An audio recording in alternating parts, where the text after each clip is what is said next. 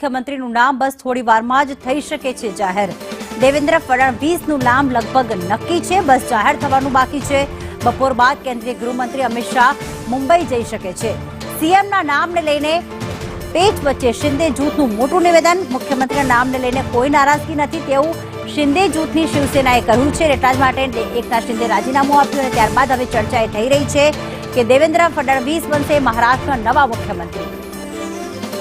કૃષ્ણા અમારી સાથે મારા સહયોગી જોડાઈ ગયા છે। કૃષ્ણા, શિવસેના જે છે કે મહાયુતિએ સરકાર બનાવ્યા બાદ હવે ભાજપનો મુખ્યમંત્રી હશે કે શિવસેનાનો હશે, એની વચ્ચે દેવેન્દ્ર ફડણવીસનું નામ લગભગ નક્કી માનવામાં આવી રહ્યું છે। શું વધુ અપડેટ?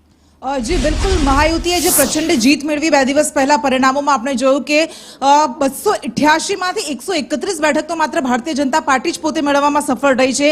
57 બેઠકો શિવસેના શિંદે જૂથને મળી છે અને 41 બેઠકો એનસીપી શરદ પવાર જૂથને મળી છે। આપણને ખબર છે કે 5 વર્ષ પહેલા જ્યારે ચૂંટણી યોજાઈ હતી ત્યારે દેવેન્દ્ર ફડણવીસ મુખ્યમંત્રી બન્યા હતા, પરંતુ એ માત્ર 80 કલાક પૂરતી પણ નહોતી ચાલી, કારણ કે ત્યારબાદ અજીત પવાર ફરી પાછા શરદ પવારના ખેમામાં જતા રહ્યા હતા। પરંતુ ત્યારબાદ જે પાર્ટીઓમાં તોડફોડ થઈ, ગઠબંધનોમાં તોડફોડ થઈ અને પક્ષો બન્યા, રચાયા, મુખ્યમંત્રીઓ બદલાયા અને હવે આ વખતે દેવેન્દ્ર ફડણવીસનું નામ નક્કી માનવામાં આવી રહ્યું છે, કારણ કે સૌથી વધારે સીટ 88% સ્ટ્રાઇક રેટ સાથે 131 બેઠકો પર જીત મેળવવામાં ભારતીય જનતા પાર્ટી સફળ રહી છે। દૂર જે બીજી અને ત્રીજી પાર્ટી છે શિવસેના શિંદે જૂથ અને અજીત પવારની એનસીપી એ ખૂબ દૂર છે। એટલા માટે સ્વાભાવિક છે કે દેવેન્દ્ર ફડણવીસ ભારતીય જનતા પાર્ટીના એક નેતા તરીકે વિધાયકોના નેતા તરીકે એની પસંદગી થશે અને એ મુખ્યમંત્રી બનશે નક્કી માનવામાં આવી રહ્યું છે। પરંતુ છેલ્લા 2-3 દિવસથી આપણે જોઈ રહ્યા છે કે શિવસેના શિંદે જૂથના પણ અલગ અલગ નેતાઓના અલગ અલગ નિવેદનો સામે આવી રહ્યા છે।